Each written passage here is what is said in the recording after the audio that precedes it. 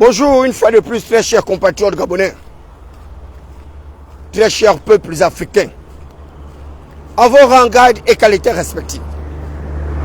Vous êtes à l'émission Atmosphère matinale, intervention chirurgicale électorale, animée par le prince Adouma David Mberakouma, le minotaure de la baie de Couchon, la voix des sans-voix, la cristallisation des aspirations légitimes du peuple souverain, garant de toute légitimation du pouvoir. Aujourd'hui, nous allons aborder une très grande problématique. La problématique de la démocratie et les partis politiques. La problématique de la démocratie et les partis politiques. L'un des rôles fondamentaux des partis politiques est de concourir à l'expression du suffrage. Les partis politiques ont l'obligation, l'impériosité de concourir à l'expression du suffrage. Concourir à l'expression du suffrage, c'est alors aller à l'assaut des urnes. Aller à l'assaut des urnes. Participer aux différents scrutins, avoir des élus nationaux, avoir des élus locaux, avoir l'exécutif du pouvoir, c'est-à-dire la présidence de la République. Premier rôle fondamental d'un parti politique. Le second rôle fondamental d'un parti politique, c'est d'éduquer le peuple en matière de démocratie. L'éducation du peuple en matière de démocratie. Si la démocratie échappe les citoyens moyens, hautement scolarisés dans les pays industrialisés, a fortiori lorsqu'il s'agit de masses africaines largement analphabétisées. Et c'est pourquoi un ancien ministre français disait que la démocratie était un luxe pour les peuples africains. La démocratie était un luxe pour les peuples africains. Parce que les peuples analphabétisés, les peuples mal civilisés, frappés par une intrusion manifeste du néocolonialisme dans le système politique, économique et social, eh bien, il n'y a pas de progrès démocratique, il n'y a pas d'avancement, il n'y a que l'autocratisme du pouvoir, l'autoritarisme avec l'absolutisme du pouvoir. Et c'est pourquoi la démocratie devient un véritable nœud gordien pour les pouvoirs publics.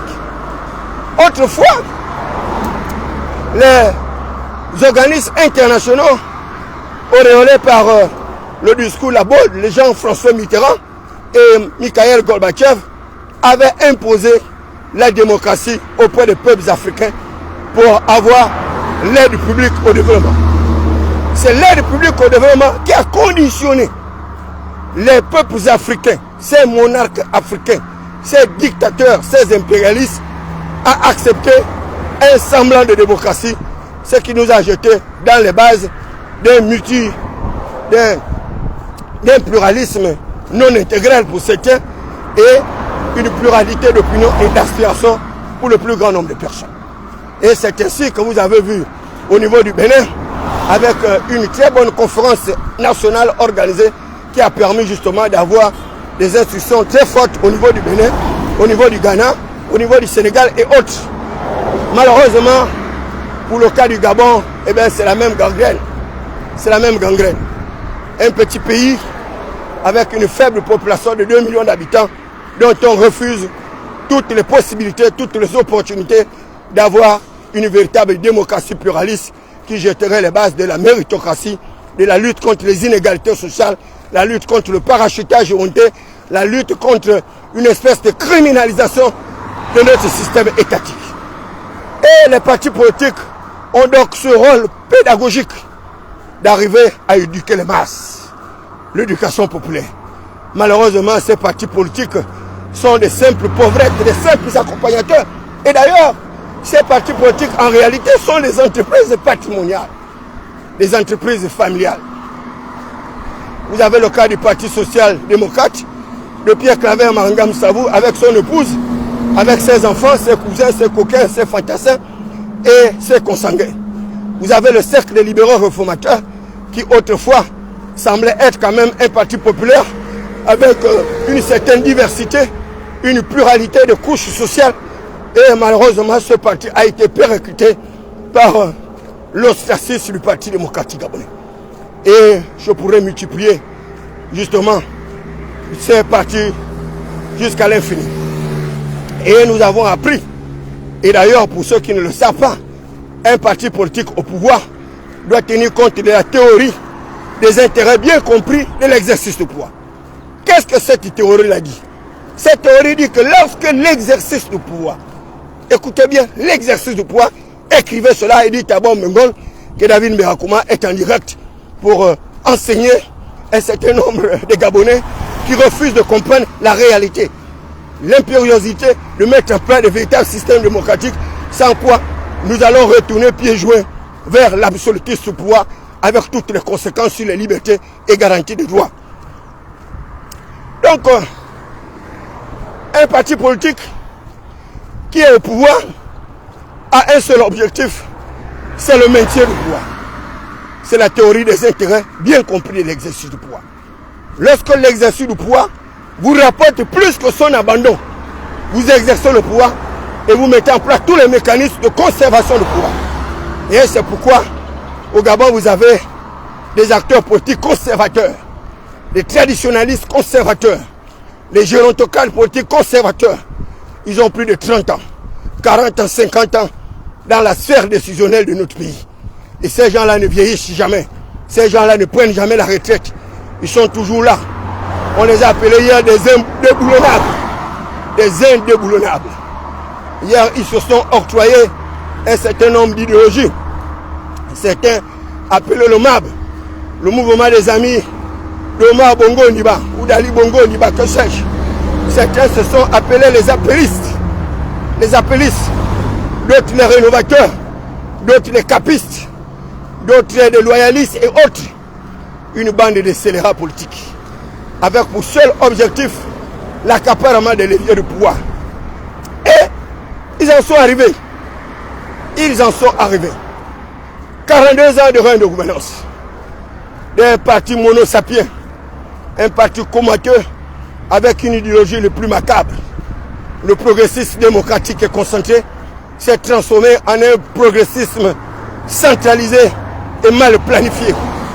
Un progressisme centralisé et mal planifié qui est à l'origine justement de notre situation de paupérisation, de misère, de pauvreté la plus abjecte et sauvage, avec une régression manifeste de nos indicateurs macroéconomiques, mais également des indicateurs de développement humain. Et c'est le peuple tout entier aujourd'hui qui en pâtit. Alors que si on avait véritablement embrassé le pluralisme d'opinion avec une véritable démocratie, avec les limitations de mandat, eh bien, je vous assure, à l'heure actuelle, nous serons très loin dans la lutte contre la reproduction sociale des castes. Donc les partis politiques ont ce rôle-là. Et curieusement, à l'ère de la transition, ces partis politiques ont préféré volontairement se diluer à travers une espèce d'individualisation du pouvoir, une personnification et personnalisation du pouvoir caractérisée par l'hégémonie de Brice Oligui Nguema, caractérisée par sa suprématie, caractérisée justement par le contrôle pratiquement de tous les leviers. Et tous ces gens-là se sont livrés eux-mêmes. Et c'est pourquoi la Bible dit et pose la question de savoir si la capture du puissant lui sera enlevée ou bien si le butin du tyran lui échappera. Est-ce que la capture du puissant vous sera enlevée ou bien le butin du tyran vous échappera?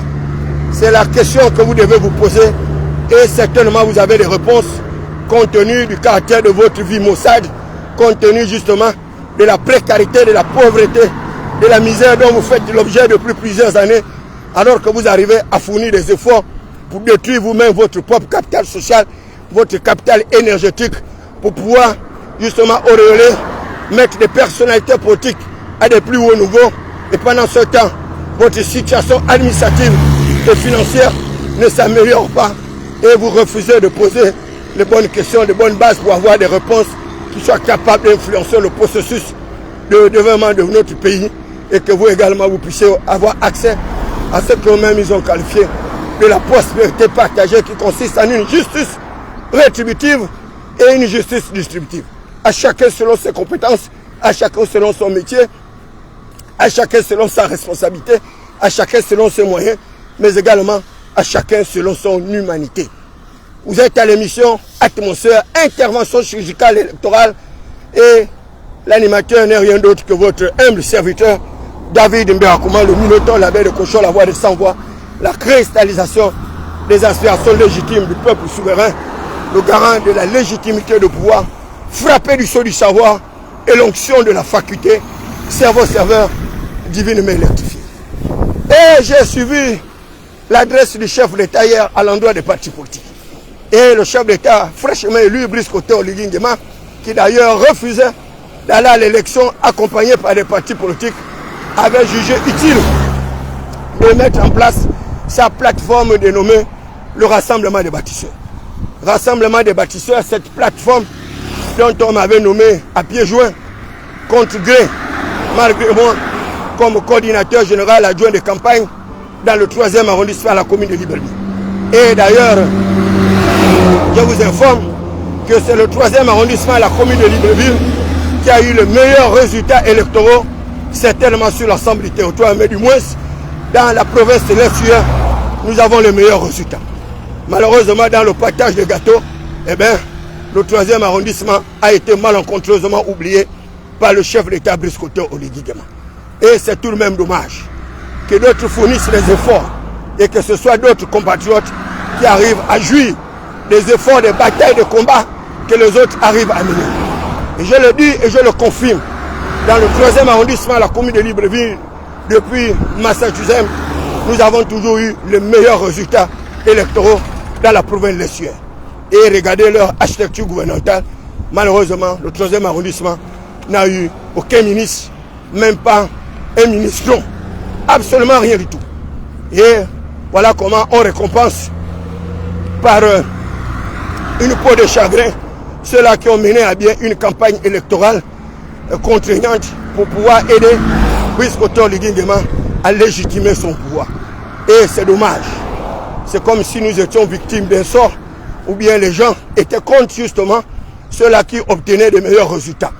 Et je le disais il n'y a pas longtemps, qu'une université, un gouvernement qui fait la promotion des médiocres, des quarts, des moindres, eh bien, c'est un gouvernement qui n'a rien compris de ce que c'est que les enjeux électoraux. Parce qu'il n'y aura aucune université qui fera la promotion d'un élève qui a échoué brillamment ou bien qui a été exclu. Parce que ces élèves qui ont échoué constituent la honte, le déshonneur de cette université. Mais au Gabon, c'est plutôt la pyramide renversée. La pyramide renversée. Vous êtes échoué, comme ceux-là qui étaient membres de ma promotion, qui se retrouvent aujourd'hui à l'ENA. Et moi, David Mbéakouma, qui avait les meilleures possibilités que je me retrouve en train de marcher. Toujours en train de marcher comme à Cana.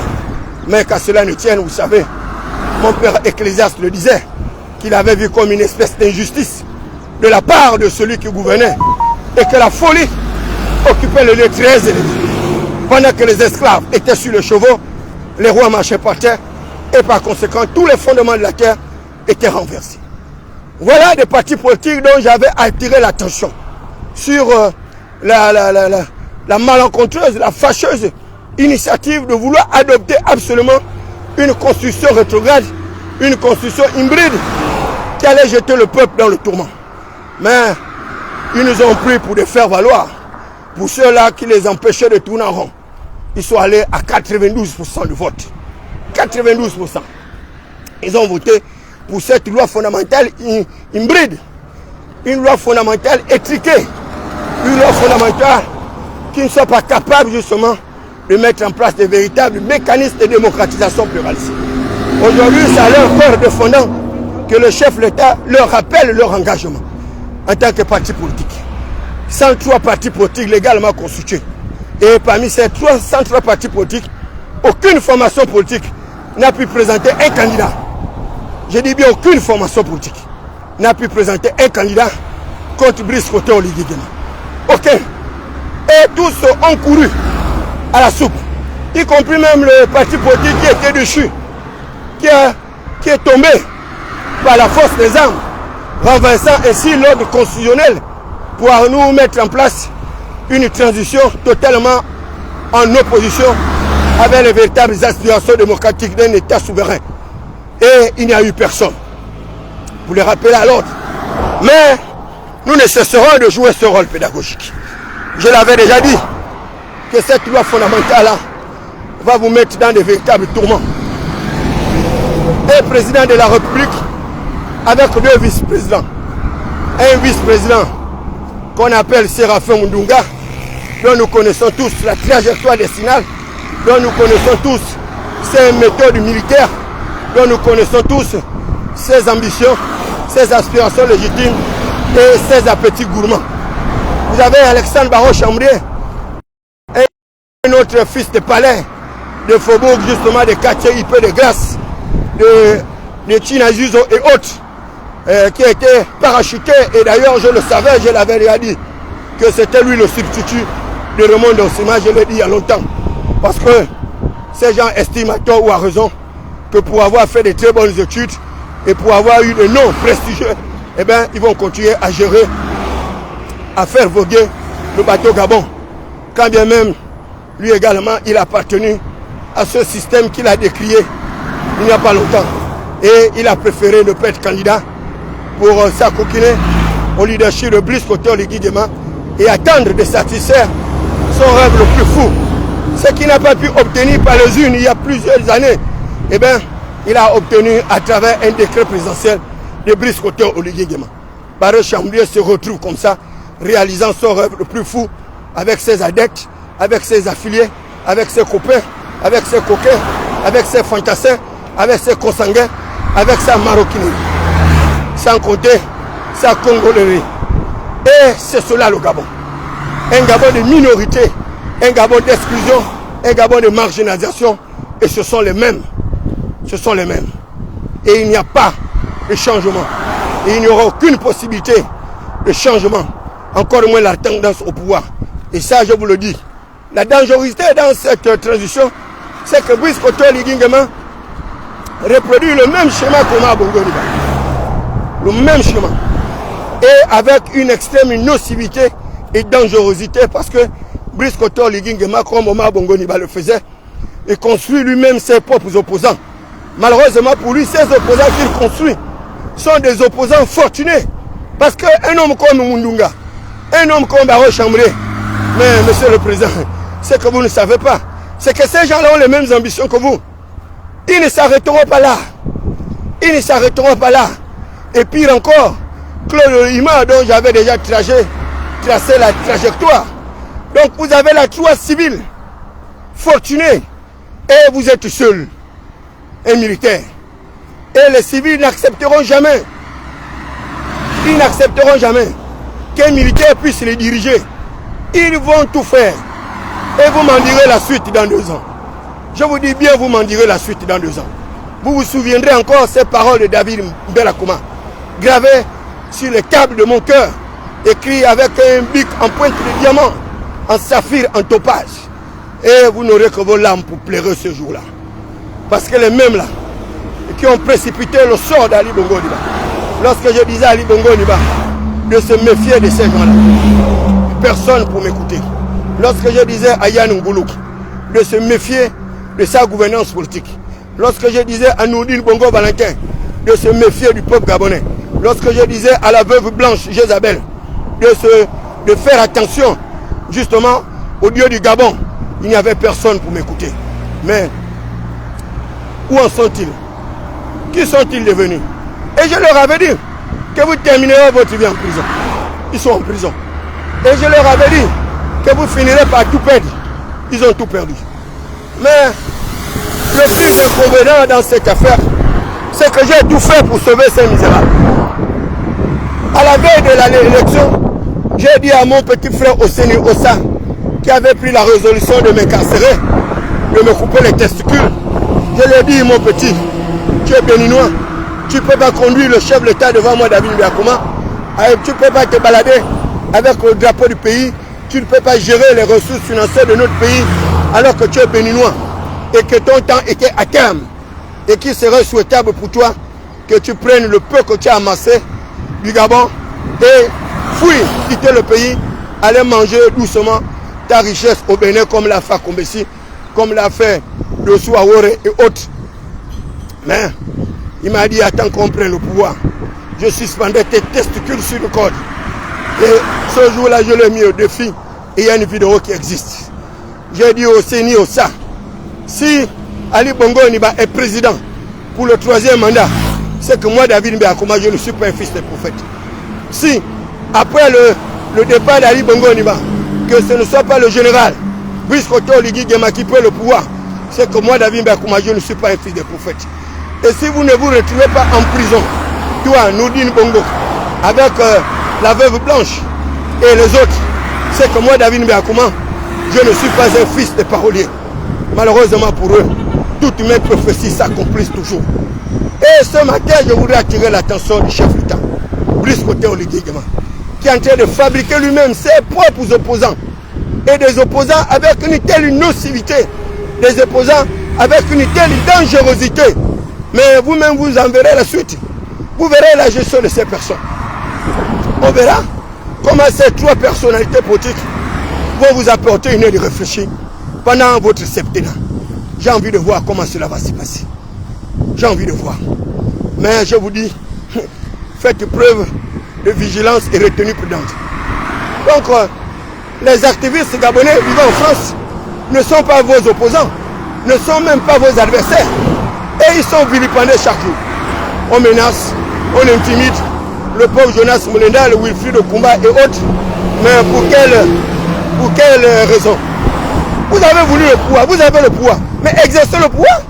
Pourquoi envoyer des menus frétins, des espèces de ragoûts, libanais pour insulter les Gabonais qui ne sont pas d'accord avec votre gouvernance politique? Et pourtant, vous parlez de la démocratie. Et pourtant, c'est vous qui avez adopté la loi fondamentale. Avec le pluralisme d'opinion, avec la pluralité, la divergence justement des aspirations. Mais vous ne pouvez pas vouloir une chose de son contraire. Tant que vous êtes des dirigeants, nous on va continuer à vous critiquer. On va continuer à vous critiquer. Si vous faites bien, on dira que vous avez bien fait, on va vous encourager. Mais si vous faites mal, on dira que vous avez mal fait. La République, c'est la chose de tout le monde. C'est notre maison commune. Pourquoi voulez-vous mettre tous ceux qui critiquent en marche? Nous ne nous mettrons jamais en marche. Et nous allons continuer à vous relater la réalité de fait. La réalité, c'est que vous vous êtes entouré de personnalités politiques qui ont les mêmes ambitions, les mêmes aspirations légitimes que vous et qui sont assoiffés du pouvoir. Et ces gens-là, dans 2 ans, ces gens vont vous diaser. Dans 2 ans, ces gens-là vont vous diaser. Vous allez danser le tango pendant que ces gens-là vont danser le trust. Parce que vous leur avez donné la possibilité de se créer des carnets d'adresses nouveaux. Vous leur avez donné la possibilité de s'enrichir davantage pour préparer leur future attaque lors des prochaines consultations. Et c'est tant mieux ainsi, si c'est votre stratégie que vous avez choisie pour pouvoir vous créer d'autres adversaires politiques en pensant qu'ils peuvent être vos alliés. Eh bien, on verra comment ces gens seront vos alliés. Ça va prendre le temps que ça va prendre, mais je vous le dis, mes prophéties ne échouent jamais. Je dis bien mes prophéties ne échouent jamais. Préparez-vous, serrez votre ceinture pour ce septennat qui ne sera pas de tout repos. Et là, le chef de l'État de leur rappeler que lorsque vous êtes allé au dialogue national, eh bien, je n'y étais pas. Je vous ai donné la possibilité de mettre en place un véritable code électoral qui soit capable de susciter la démocratie. Je vous ai dit de mettre en place une constitution qui puisse susciter la méritocratie, mais également une compétition électorale. Vous-même, vous avez décidé que pour avoir la légalisation d'un parti politique, il vous faut 16 000 signatures. 16 000 signatures. Calculez 16 000 signatures, vous multipliez par 103 partis politiques existants, sans compter ceux en gestation. Vous allez vous mettre à rire. Parce que ce qui s'est passé à l'époque, c'est que les militants du PDG étaient les mêmes du CLR. Les militants du CLR étaient les mêmes du POUP, de l'UPG et autres. Et là, grâce à l'ingéniosité du ministre de l'Intérieur, à travers une certaine biométrisation, une certaine rationalisation des effectifs de notre pays, ces gens-là vont être diésés. Et ils vont être baisés comme les gars se prostituent la baie de cochon aux odeurs d'une boniche en putréfaction. Où est-ce que vous allez trouver 16 000 adhésions dès lors que le peuple vous a rejeté? Et pire encore, que le peuple a vu votre incapacité notoire de défendre ses intérêts, de défendre ses aspirations. Vous êtes foutus. Et c'est un retour en arrière vers le monopartisme, comme je le prédisais. C'est un retour en arrière vers une espèce de bipolarisation politique. C'est un retour en arrière vers la construction de deux blocs, comme à l'époque de l'Union soviétique et l'Amérique qui se battait pour le contrôle de l'humanité. Mais moi, David Mbeyakouma, je le dis et je le répète, nous sommes la troisième voie. Nous sommes la troisième voie. La jeunesse insoumise, avec plusieurs autres de mes partenaires, et nous sommes en train de nous organiser. C'est nous qui allons constituer la prochaine opposition.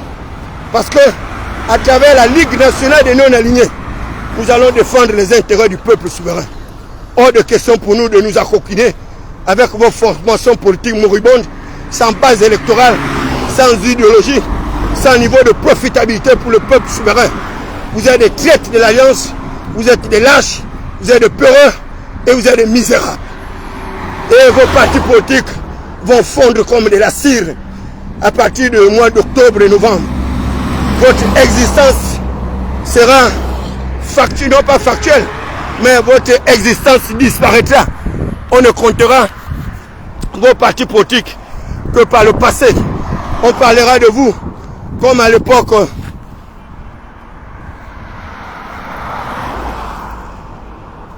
On parlera de vous au passé, comme à l'époque du père Paul Mbabé Solon, à l'époque le Moréna originel, le Moréna originel transformé, le Moréna Calebas, en Moréna unioniste, en Moréna de bûcheron, en RPG.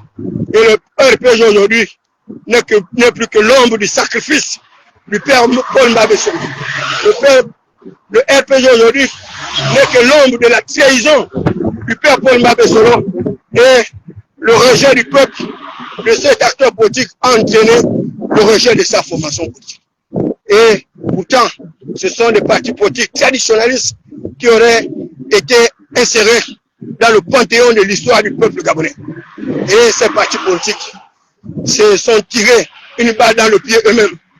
Et ils vont jusqu'à dire que pour qu'un parti politique soit maintenu, il faut avoir un minimum de 5 élus nationaux, donc 5 députés avec 30 conseillers municipaux. Vous êtes des véritables malades. En fait, vous êtes des fous. Vous êtes des idiots. Vous êtes des vrais idiots. Vous pensez que vous pouvez avoir 5 députés dans une élection. Vous allez avoir les 5 députés là où vous les verrez où, dans quelle situation administrative et tout. Les seuls qui arrivent à avoir au moins 2 ou 3 députés, c'est le PST de Pierre-Claver Mangamsa. Le PST de Pierre-Claver Mangamsa, qui arrive à avoir 3 députés. L'UPG de Mamboundou, avec le cercle de libéraux fondateurs de Jean-Boniface Assélé, qui arrive à avoir 4-5 députés. Et vous pensez que vous, après la transition là, vous pouvez avoir 5 députés. Mais vous êtes des vrais malades, vous êtes des faux. Vous qui avez monétisé le système électoral, vous allez avoir l'argent où vous pouvez avoir 5 députés. Même une élection présidentielle au suffrage universel, les gens n'arrivent pas à avoir 2%, 3%. Et vous pensez que c'est l'élection législative. Une élection à travers les circonscriptions administratives et territoriales, selon le principe de la territorialité, et vous allez avoir les 5 députés. Vous êtes mal barrés. Vous êtes mal barrés. Le PDG va vous faire ça dur, sans vaseline. Parce que ce parti organisé, ce parti fortuné, dont on a encore réuni le poste, dont on a encore accordé le privilège, l'argent, les voitures et autres, mais ils vont vous écraser. Le PDG va vous écraser. Et vous allez souffrir. Vous allez souffrir. Parce que le système que nous avons dit que nous avons combattu, c'est vous qui l'avez maintenu en place. C'est pas Brice Koto légitimement. C'est vous. Et vous ne vous en voudrez qu'à vous-même. Voilà.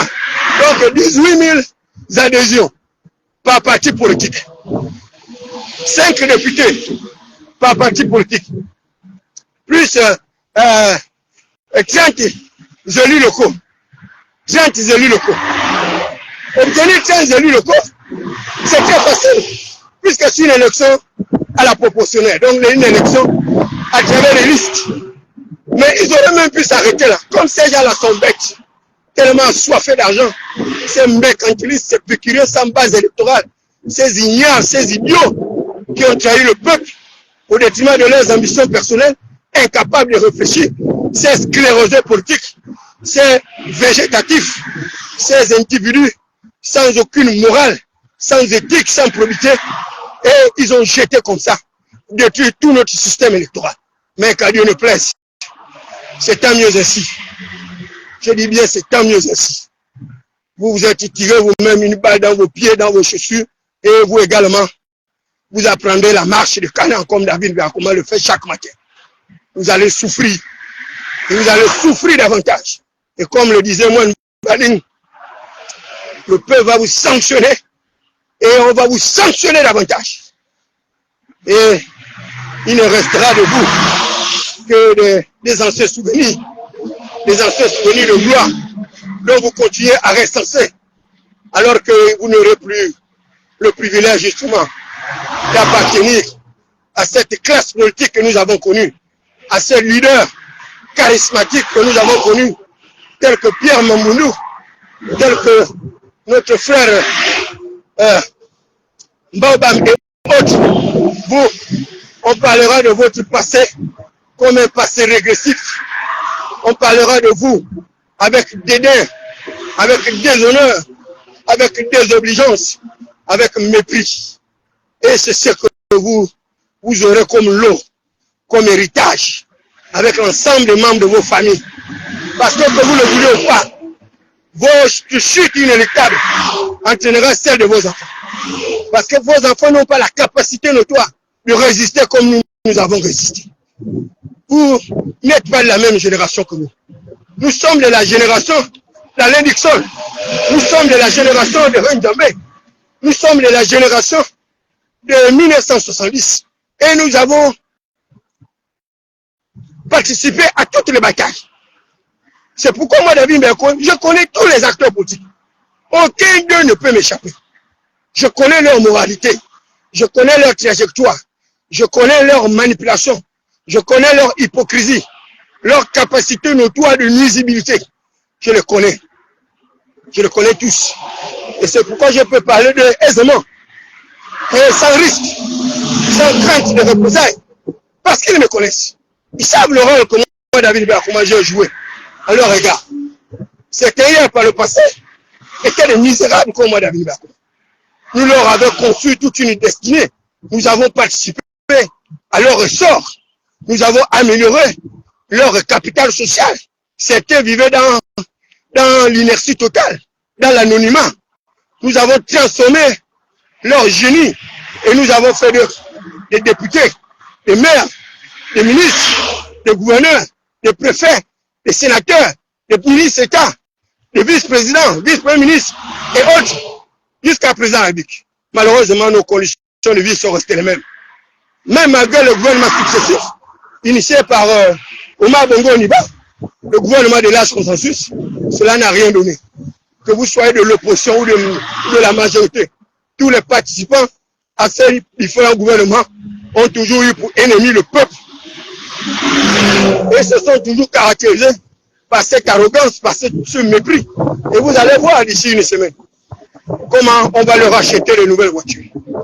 Des nouvelles voitures de 300 millions de francs CFA, des Mercedes, des 4x4, des limousines et autres. Et pendant ce temps, le peuple n'arrive pas à avoir accès à l'eau potable. Le peuple n'arrive pas à avoir accès à l'énergie. Le peuple n'arrive pas à avoir accès à l'éducation, accès à la santé.